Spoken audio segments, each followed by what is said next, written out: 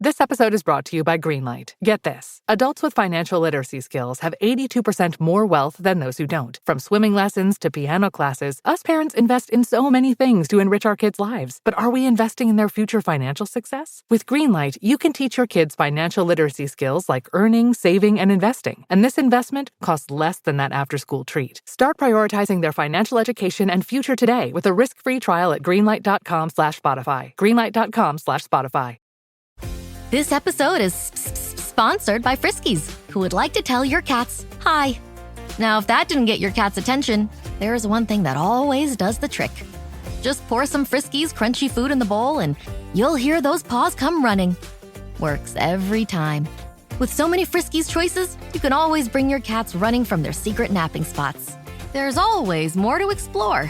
See for yourself at friskies.com or visit your local store.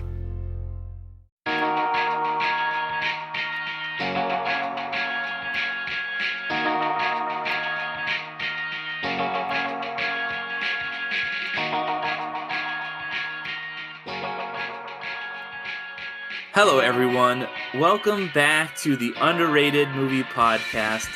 This is a podcast where we discuss films that are underrated, underappreciated, and ones that have flown under the radar and passed most people by. This is a part of our Laika retrospective. Today, we're going to be talking about the third film released by Laika, The Boxtrolls, which is loosely based on the 2005 novel Here They Are, the Monsters. This is directed by Graham Annabelle and Anthony Statucci, written by Irene Brigham and Adam Pava. Of course, I am your host here on Underrated, Derek McDuff, and joining me is a returning guest and Boxtrolls enthusiast, Riri Yells from Twitch. How's it going, Riri? Hi, thank you so much. Yes, I would indeed call myself a Boxtrolls enthusiast. Yeah, very, very excited to have you back. Before we dive into it, I mentioned you're on Twitch. What kind of stuff are you doing over there? So these days we are diving into some spooky games. We just had a Friday the 13th stream, so I did Still Wakes the Deep, set in the North Sea outside of Scotland, and I just got back from a Scotland trip, so it was very appropriate. Yeah. And Disco Elysium, doing some story narrative mystery games. And then also just some fun community games like, we call it Rock and Stone. What's it called? What's it actually called? Deep Rock Galactic. Nice. Just say, do you want to play Rock and Stone? Yeah. Very nice, very nice. But yeah, it's appropriate you're doing kind of spooky, weird stuff because Laika kind of has that vibe. And, the Boxtrolls is no exception. And a little bit ago, I put out the call to a lot of my past guests being like, hey, I'm talking about these Laika movies. Who wants to come on? And you immediately shot your hand up like, Boxtrolls, please, let's go. I don't know that your keyboard had cooled off before I was DMing you. Exactly. So why were you so ready to go and talk about the Boxtrolls? It's the definition of an underrated movie, right? In my opinion. It's one I saw immediately when it came out, and I loved it, and I wanted to talk about it and enjoy it with everybody, and it just absolutely fell under the radar, even though it had an Oscar nomination. Yes. As I mentioned, every Laika film has gotten nominated for Best Animated Feature at the Oscars, so they've all gotten at least one Oscar nomination. But yeah, As referenced by this series, a lot of the Laika films are kind of except for maybe Coraline, which isn't technically part of underrated, but I'm still covering it as a bonus thing.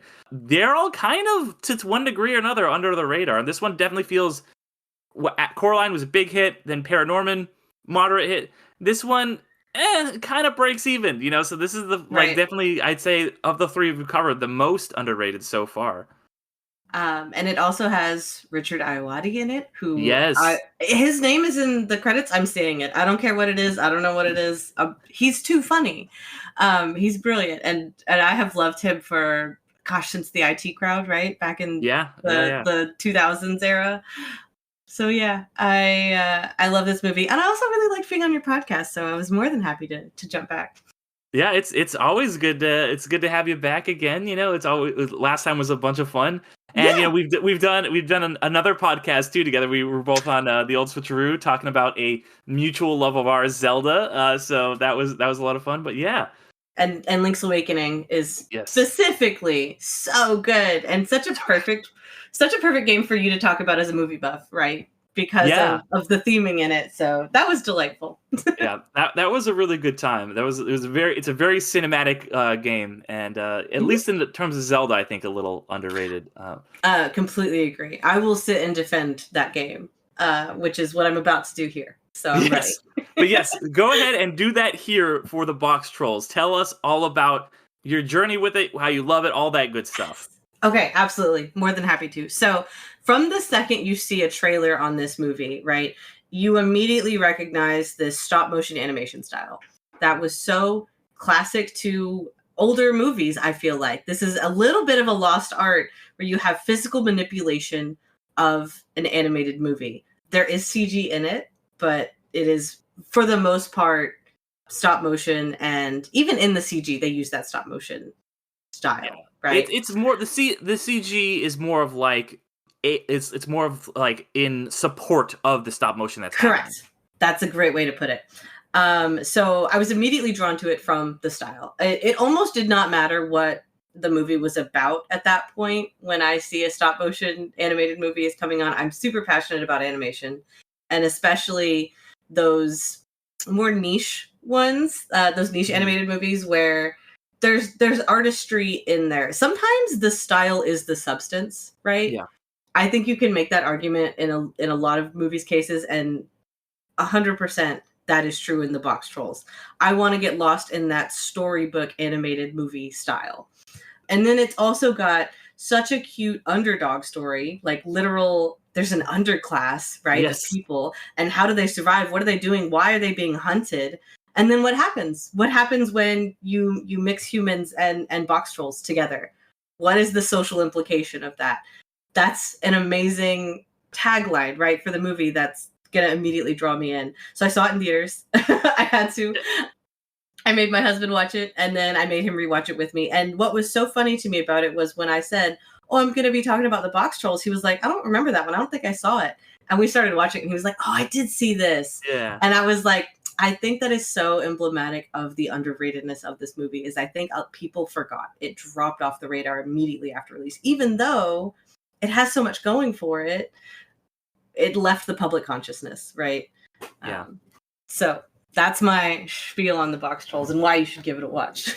Yeah, no, it really is. It did kind of disappear from the public consciousness in a way that even Laika's earlier films haven't. Obviously, Coraline's still a really big thing. Paranorman, even as I touched on in the last episode, is getting a re-release this Halloween.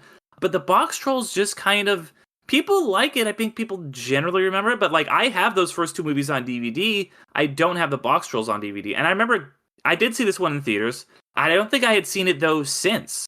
Right? I mean, I went in theaters. I watched it. I really enjoyed it. And then just kind of never really thought about it again until I was like, oh, I'm going to cover all these Laika movies because I think they are all so good. And I was like, and I was watching, I was like, I barely even remember the plot of this movie. And when I first saw it, I remember being like, I'm going to watch this because it's Laika, and to a lesser extent because it's focus features. And I really like all the stuff that they do. I really like those other two movies.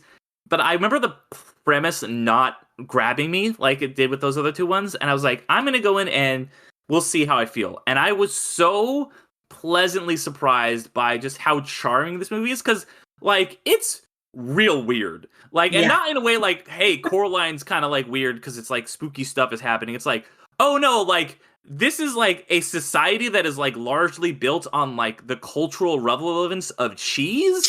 And like... And like, there's like you said, there's this whole like underground, like the Boxtrolls themselves are really weird. It's like this weird subclass that is like they wear like their whole identity is like the boxes they wear and stuff like that.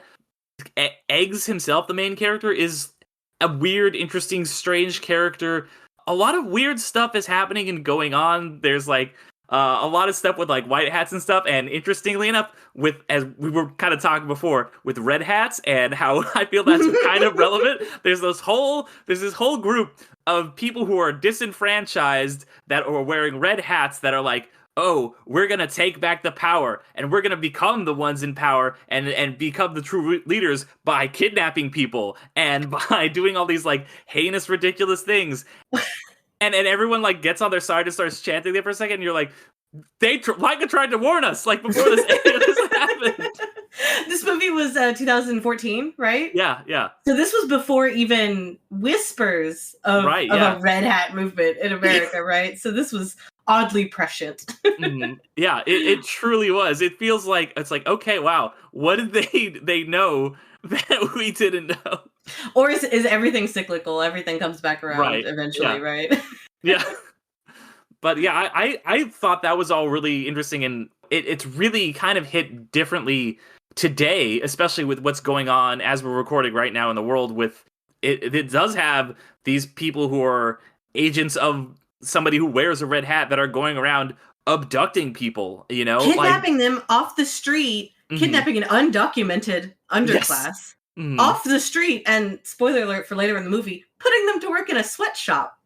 Yeah, it's parallels wild. Right themselves. Yeah, did you want to talk about any of that? The way that this is hitting culturally a little different now, other than what we said. I definitely did. Yeah. So first of all, the thing that struck me the most, one of the first notes that I wrote down was the leader of the Red Hats does drag.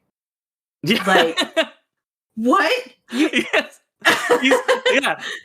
Does he also write a book about how he fucked a couch? Like, he might as well have. It's a vaguely Victorian setting, right? Mm-hmm. And so you have this very Victorian social hierarchy immediately laid out for you visually, and the town is very set up on a mountain, right? Cheesebridge. Yes. And you have the white hats that rule everything, but are not interested in the best interest of the people. Right. You have the general townsfolk, and you have the red hats who are trying to social climb via manipulation of the populace through fear of the underclass, who is undocumented and who aren't even human. They're literally not human. They're Boxtrolls. Mm-hmm. And the Boxtrolls are not interested in scavenging off of anyone else, right? There's a scene at the very beginning where he's like picking through trash and he discards the food. He's not interested in the food. He just wants their mechanical stuff. They just want to play with their broken mechanical stuff. And they're vaguely Tinkerer, Roma-like, kind of, they'll fix your broken machinery for you if you're nice to them. They'll oil your hinges, right? That's almost a traveler's parallel there, right? Yeah. Or a brownie in folklore. If you're nice to the brownie, they'll help you with your house chores. Mm-hmm. And they're not hurting anybody. They're not doing anything, but there's trumped up fear mongering of them. And that gives the Red Hats, led by some incredible voice acting, right? Probably the best voice acting in the movie is from the villains, who some of whom do question, are we the bad guys? Sometimes in the movie. It's like exactly like like that whole arc that those two like they go on, as you said, like Richard Oye and like then Nick Frost is the other guy. Nick Frost and Simon Pegg. It's a Nick Frost Simon Pegg movie. Oh my gosh, yeah, that's a good. I didn't even put that together. Yes. So those parallels, they laid themselves out so well. And and the Red Hat leader does drag and is a beloved singer, right? That tells the story of the trumped up issues, right? Which was that a baby was kidnapped, which is also like so historical. Like that, the kidnapping of a baby is a 1,000-year-old folklore, right? Or a warning. Let's see. They also. I was gonna say they impose a curfew, right? Because they're like, oh, the Boxtrolls are out here. We have to implement this martial law, which is like authoritarianism. Yes, exactly. Right I'm just like, oh my god. Shh. Hear that? Big waves are calling. Dive into refreshment with Kona Big Wave. Tropical flavor and the taste of aloha in every drop. This summer, don't just listen. Join Kona on the Big Wave Bonfire Tour. More information at konabigwave.com/bigwavemusic. Kona Big Wave. Liquid Aloha. Copyright 2025 Kona Brewing Co., St. Louis, Missouri. Mahalo for enjoying responsibly. Abercrombie's viral denim sale is back, and Spotify listeners get an extra 15% off with code SpotifyAF. Abercrombie is known for their denim. With 30 to 50% off all jeans, find out how denim should fit. Shop the viral denim sale in the Abercrombie app, online, or in stores. Valid in stores and online through August 11th, 2025 in US and Canada. Excludes clearance, price reflects discount. Code valid in US and Canada through August 11th, 2025. Exclusions apply. See details online. And of course, we find out that the kidnapped baby has just been living with the Boxtrolls all this time, and the father was silenced. Nobody dies. Nobody dies in this movie except for maybe at the very end. I think, the Tracy Morgan character. He's like the short, Mr. Gristle, the short little guy, and I guess also the main bad guy. The main bad guy. In cheese. He does explode. The very last thing he does is explode. That's pretty funny. His cheese fits. Yes. Which are hysterical. That scene of his cheese fits, of the first cheese fit, is on YouTube. If you want to know about this movie and you're not sure if you want buy-in, watch that little scene. It's hysterical. It's so good. It's so good. I think the only thing not in this movie's favor might be the lack of quotable lines. There's a few funny things, but I think that might not help it's sticking in your memory. That's a bit of the problem with this being underrated and flying under the radar, is it just doesn't stick in your mind. Because it is PG. The good guys win, right? The bad guy blows up. And the Boxtrolls get integrated into society in a helpful way. That was probably always meant to be the case, right? They don't want your food. They eat bugs. Yeah. That's helpful. Vaguely helpful, right? Pest control. So there were some fun Easter eggs, too, in the movie. Easter eggs? Yes, there were some Easter eggs. Eggs so as in... eggs as in the main character. Good point. The sewer grate, because the Boxtrolls live in the sewers. They get there through the sewers. One of them says, "Here be monsters." It says, "Town of Cheesebridge, nice. Here be monsters." My husband caught that. Very sharp eyes. The clothing is vaguely Victorian, but not in a super accurate way, just in enough to give the impression of like a Gilded Age disparity of the rich and the poor, right? Yeah. But the clothing is so interesting in a stop motion movie.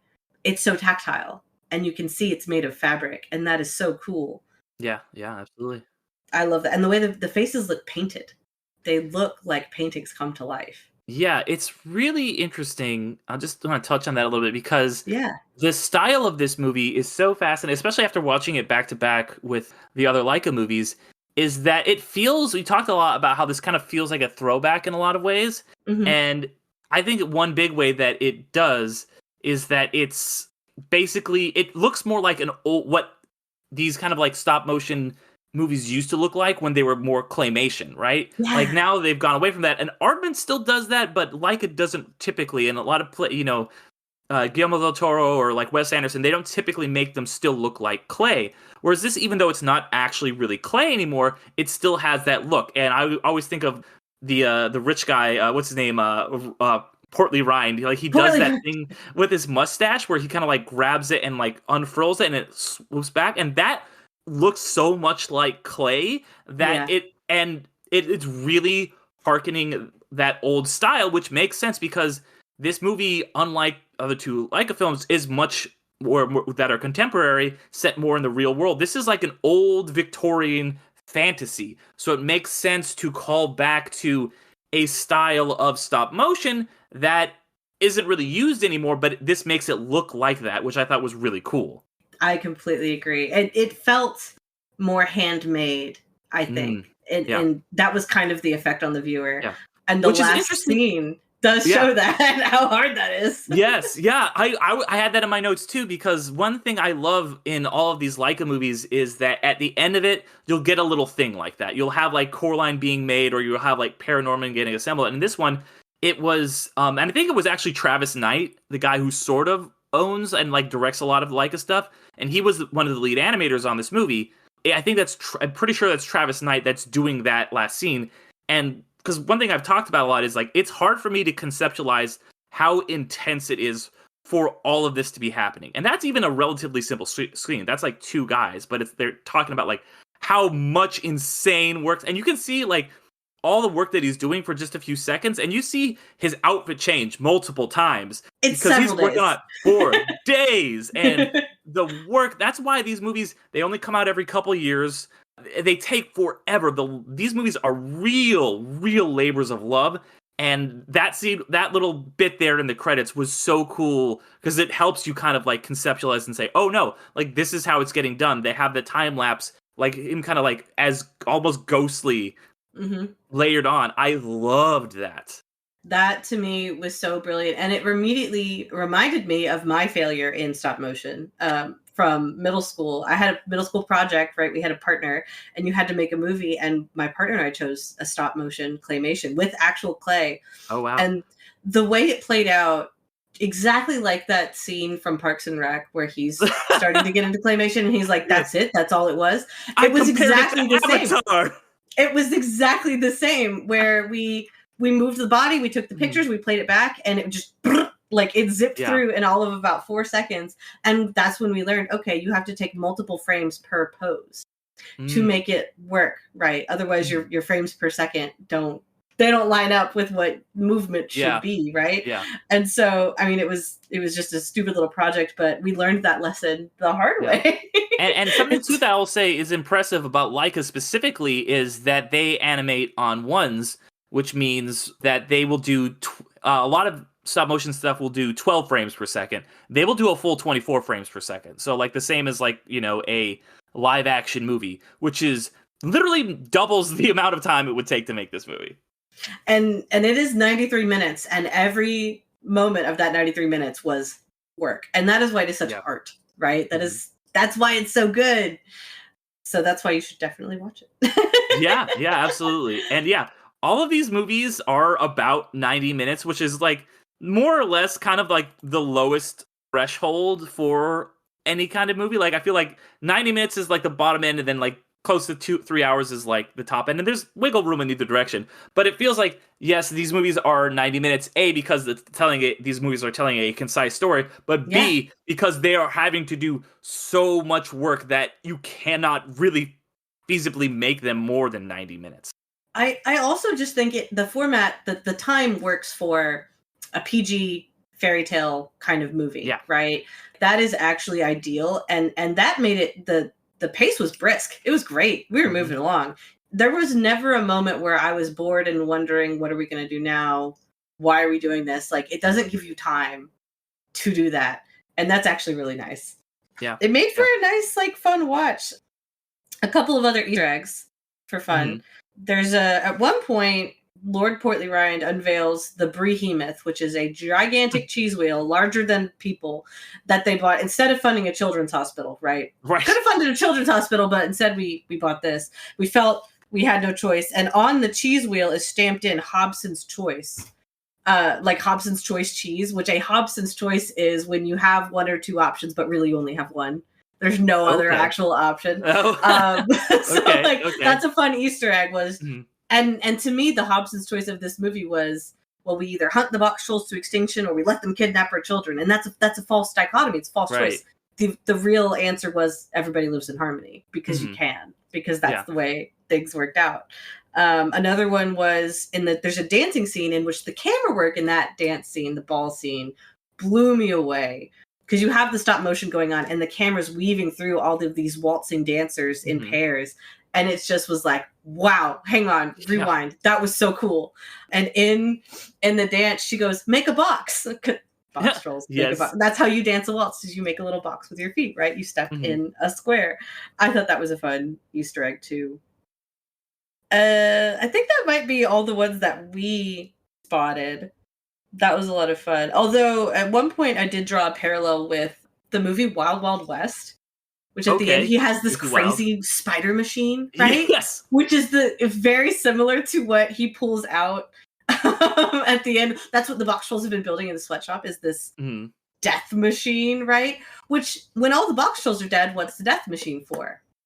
The same thing authoritarians always do. Yep. Try to take over the world. yeah, exactly. Yeah, it's like the same thing why people are loving Andor, because... They used, the slave labor of the people they kidnapped to build their Death Star, and they're going to use that to oppress people. And the people who are watching this and watching Star Wars and not getting the parallels that are happening in real life. It's amazing. Yeah, yeah. And the machine in the end is torn down by the people. The same people who were chanting the populist demagogue, right? Hmm. Those same people brought down the machine, the power of the people. Brings down That's the authoritarian machine. yeah. It was amazing watching this movie right now. I can't recommend it enough. Yeah, and I love, because there's so much right now. It's like, oh well, that's not the right way to protest and blah blah blah and this and that, and to be silent and all that. And that this movie really kind of is like speaks against that. It's like, because the Boxtrolls are just kind of like, their whole thing is we just hide. We just hide and avoid it. We put our heads in the sand, or in this case, their heads in the box, and just kind of avoid this totalitarian nightmare that's happening above them, that is slowly kidnapping their friends and family, and hopefully we're not next. And then, oh, well, we are next. And finally, at the end, like, Eggs gives this inspiring speech to them. You've got to stop hiding. You've got to, like, rise up. And, like, that, I think, speaks to the way that people are speaking up now in the real world about, like, we have to make our voices heard. We have to protest. We have to go to these things. We have to go to these No Kings rallies and these, demonstrations and the protest ICE and stuff like that. And we have to not just do it the right. Oh, well, let's just, be good about it. It's like, no, it's like, when you're facing fascism, you have to really do something about it. And I think that there's lots of roles. There's lots of roles, right? And like what you were saying, you got to do it the right way. Like, that's not true. Everybody has their own way, and every way is valuable and necessary right now. Yeah. So one fun thing to imagine the current fascist, right, is if we're drawing parallels, what happens to the fascist in this movie is he gets the cheese fits, right? The measure of power and social currency in this movie is cheese. Right. And when he eats cheese, he gets the cheese fits, which like breaks out in hives. He puffs up, he gets sick and delirious. And my husband, again, so smart, said this is a parallel to the physical power corrupting him. Right. This is a physical manifestation of power being corrupt. And what happens? He eventually implodes, like all fascist regimes do. They eventually implode. Yeah. I was like, dude, you're on it today. That's good. Gotta have him on sometime too. Really, you should. He will sit there and say he doesn't like movies, but then he will do things like that. I'm like, are you sure you don't love movies? Because I think you like analyzing movies maybe as much as I do. Yeah. Very nice, very nice. Yeah. But yeah, so to change gears a bit here, because we talked about one thing I do love about Leica is that they do put social commentary like this in their kids' movies, and obviously this since it was made 12 years ago or whatever, is not responding to our current moment, right. but it's responding to the way these regimes work and things crop up. I talked about in Paranorman, that movie is very pro-gay and very ACAB in 2012, which is amazing, and how Leica gets away with this because they're a weird studio in Portland and not like Disney trying to appease, whatever power is in government, Right. So it does feel like they are able to do these things and put these messages in, which I'm a very big fan of, in a kids movie. And I think this movie, even more than their other films, which are like, yeah, they're Coraline and Paranorman are kids movies, but they really have a lot of more adult stuff in them. And not saying that this doesn't, but this one feels, because it's a fantasy, because it's not set in the real world, because it's a little more exaggerated with all these things. It feels a little bit more like a true kids movie. Mm-hmm. Not that that's a bad thing. How do you feel about this as kind of like a kids film? I actually would prefer, like, I have a niece and a nephew right now, 3 and 6, right? So they're a little young for most movies. But I would prefer to show them this over something that I watched at their age, like The Nightmare Before Christmas. Fair, yeah. Like to compare apples and oranges a little bit, but, very similar style animated movie where, they're both PG kids movies. I would rather them watch the Boxtrolls over a lot of movies that we had in the mid-90s for kids movies. Mm-hmm. I actually think it handled PG a little bit better because the kids in it are, they are kids. They're the main characters, are children. Mm-hmm. And a lot of their struggles are, well, parents are supposed to listen to you and fathers are supposed to protect you and navigating that when it's not always the case, or they're not able to via circumstances, right? Like Eggs, his father was imprisoned and he didn't have a choice. He didn't have a father. And so the Boxtrolls did the best they could. And then the main girl whose name absolutely slipped my mind. I mean, Elle Fanning plays her, Winnie. Winnie, but her Miss Portly Rind is what they call Yes. her quite a bit. So, the Portly Rind kid, she's like, yeah, this is what fathers are supposed to do, but she knows that her dad will not care. And that is so relatable as a kid, right? And it's something to discuss and bring up after the movie. What did you think? What was that dad? Was he a good dad, or what could he have done better? So, I don't know. I cried in the theater watching Nightmare Before Christmas, so I am told. Yeah. So I have beef against that movie. That's fair. Well, yeah, I think that is a real through line with these Leica films. Is something I've noticed is the way that parents are portrayed is very nuanced and interesting. Because I feel like in a lot of times, a parent will either be like, "Hey, they're like a good parent, and you should listen to your parents," or whatever, blah blah blah, or they're like, "Oh well, there's just like the evil parent, and we can't they're a bad guy, so don't worry about it. They're Darth Vader or whatever." Right. But in all of these Leica films, now that you mention it, I'm like, yeah, they are incredibly nuanced with the way they portray them. Obviously, in Coraline, they're good parents, but they're definitely not perfect parents. Right. Paranorman, Norman has a very contentious relationship with his dad. And in this, I think the big parent relationship is Winnie and her dad, right? And obviously, Right. Troopshaw, Eggs' dad is absent, but her stuff about this is what a father should be. This is what, and he's not a good dad. He's not a straight up horrible, but he cares about cheese more than he cares about his daughter. And yet in the end, despite some hesitation, he still ultimately gives up that status symbol that means so much to him for his daughter. Right. And he's still not really a good dad, but he still shows that he is a dad who will sacrifice things that mean more than anything to him for the livelihood of his daughter. And I love that we got to see that arc, because it's saying to kids your parents often aren't perfect. They often are just like you, people with flaws who do bad things, who maybe even hurt you, but they're still people who have the other side of that coin. They still care about you, hopefully most of the time. And a lot of kids can probably relate to that. Look at their parents and be like, yeah, they're not these shining golden examples. My parents have done some things that I don't like. I don't agree with. They've, maybe done this thing that really hurt me. But in the end of the day, they do still love me, And so I love that portrayal of a parent like that in this film. Can I just say that speaks so much to the way you were raised, the fact that you can disagree with your parents and you still love them. That's what it's about, right? We're not supposed to be carbon copies and agree and worship their feet.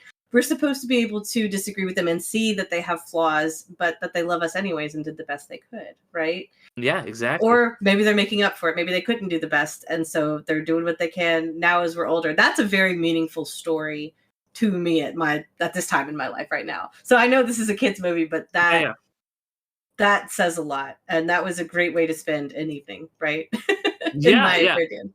Absolutely. And I think that's, what the best kids movies do is they are things that work completely for a kid, and without pandering or having to put in a joke that's just going to go over a kid's head, they completely work for an adult too. And that's why Leica has always been that for me. Yeah. They started coming out with movies when I was 19 years old, so I was already grown, But so I've never been a kid watching any of these movies. They are on their face making kids movies, but I have enjoyed every single one of these as an adult, and I take so much from them. And I think when you're giving just something where a young person or an older person can, in equal regard, take things from the movie, that's really good. And maybe, I'm not a parent, but maybe a parent watching this could watch the dad and, be like, oh man, take their own things from it. I always hear people watching a Spielberg movie will watch it differently. They watch E.T. differently when they were a kid, when they were an adult, Yeah, because it's so clearly the audiences are thought of, both audience, as the child and the adult is thought of, and that comes through. And that's what makes it enjoyable. Yeah, 100%. I really like that. I don't know, were there any other themes or anything you wanted to speak to on the Boxtrolls? They did an excellent job with the cheese theme. They went out of their way to absolutely nail all the cheeses in the movie and talk about cheeses. There's an opera song at one point that Eggs and the Boxtrolls kind of bond over. It's kind of an opera-ish for stickers, right? They're just naming cheese, all in a row, just melodically, right? And he also gets the chance to sing that with his real dad at the end of the movie, and Yeah. it plays in the credits. And while it was in the credits, I was going, "They're just saying cheeses." So there are fun themes like that they did so well. And again, the style is the substance, right? In some of that, and like that plays into that, right? So those theming are really, really fun. But of course, you have the Victorian, the Gilded Age, the class structure, hierarchical capitalism structure, corruption of politics. They did that in a way that's not overbearing. They're not really. It's almost, shoving it in your face. It's really close, but there's just enough other fun stuff in there that it still feels lighthearted as a story. Yeah. In the same way that like folk tales and fairy tales can be heavy while they're still lighthearted. They really hit that middle ground, that balance so well. But yeah, the themes of parenthood and children and that relationship, and then the broader way in which authority and the populace have a relationship, right? Those are paralleled very clearly in the movie. And why it's not good, why nobody benefits from a structure like that. What is the happy ending is equality, is a lot more, everybody has a say. The parent listens to the child, the government listens to the people. That's so well done. yeah. I love at the end, all the kind of the structure of that old, hierarchy has been largely discarded. All of the white hats and like all that stuff is all just kind of gone, and it's just like a more harmonious thing for everyone. Yeah. I really love that. There's that beat where I think it's Fish finds the hat and he just kind of like is like, oh, it's like in the trash, and he just kind of like discards it because he wants the cool feathers in it. Yeah. I was like, oh, well, these feathers are nice, and like so the symbol of power became the powerful thing, right, in this movie, and that's so true in the real world too, and the way it became literal trash. But Boxtrolls likes trash, so it's fine. It was really good. And I loved all, like, we talked about the family themes in this, I'm curious how much thought, if they did this like really intentionally. Obviously they knew where they were doing this, but I love that this movie is so about families and stuff like that. And one of the main characters is played by Elle Fanning, who is of course the younger sister of Coraline herself, Dakota Fanning. So it's like, okay, even within Laika, there's like, familial things going on. And I'll just say, we talked obviously about, how good Ben Kingsley was, and how good everybody is in this. Jared Harris is really killing it. I think the main guy, Isaac Hempstead Wright, he hasn't really been in anything else. He was like a brand new actor at the time, right? Yeah. This is like his first credit, or his first major credit, I'll say. Yeah. Okay. But I think he shows up and he's Bran. That's what he was. He shows. He's Bran Stark. Okay. Yeah. That's what he. Yeah. But yeah. He's really great. And then Elle Fanning is, like I talked about her. She's so great. Like, she's just like this ethereal fairy, but who's also just got kind of feisty. She's spunky, right? She really is. Yeah. And she's just as this like little redheaded, just like shot. Like I think she was so good in this and so perfectly cast. There's charisma in a way that's not always likable, right? Charisma does not mean likable, and I really think that she hits that annoying child, but you're still rooting for her, because she's a spoiled rich kid, right? Yeah. But she's able to see through things in only the way children can sometimes, right? Especially in a fairy tale and a folk tale, children are the ones who can see through, and she does immediately. She's like, oh no, Boxtrolls are fine. It takes her no time at all, right? Yeah. Because she's a child and she just accepts it. And an adult would not have been able to see past that. She was mildly disappointed that there were no mountains of bones and rivers of blood, right? Yeah. She's like the quintessential weird girl, you know what I mean? And I love that moment so much when her dad's like, oh, get this clean. And she's just like like so many of us had when we were kids, in like an act of defiance. She's just like, fuck this. Like, she just chucks the hat out and then immediately is like, uh-oh, I have to deal with the consequences of this defiance now. How do I walk this back? Like, that felt so real to me as just being like, yeah, my parents are like pissing me off. I'm going to do this thing. Actually, now that I'm thinking about it for a second, this was a really bad idea. I have to like undo this. I thought that was such a good moment.